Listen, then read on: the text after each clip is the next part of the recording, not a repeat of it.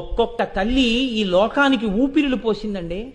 సర్దార్ భగత్ సింగ్ తల్లి కొన ఊపిరితో ఉండగా మంచం మీద పడి ఉంటే ఒక పెంకుటింట్లో ఎవ్వరూ చూసేవాళ్ళు లేకపోతే ఆయన్ని పోలీసులు పట్టుకునేటటువంటి రోజుల్లో పరిగెత్తుకుంటూ ఇంటికొచ్చి, అమ్మా నీకు ప్రాణోత్క్రమణం అయిపోయే రోజులు దగ్గరికి వచ్చేస్తున్నాయి, నేను వెళ్ళనమ్మా స్వాతంత్ర సంగ్రామానికి, అమ్మా నీ సేవ చేసుకుంటానమ్మా అంటే ఆ తల్లి కొడుకుని చూసింది.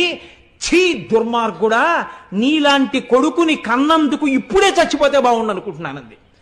ఏమమ్మా అంత మాట అన్నామన్నారు.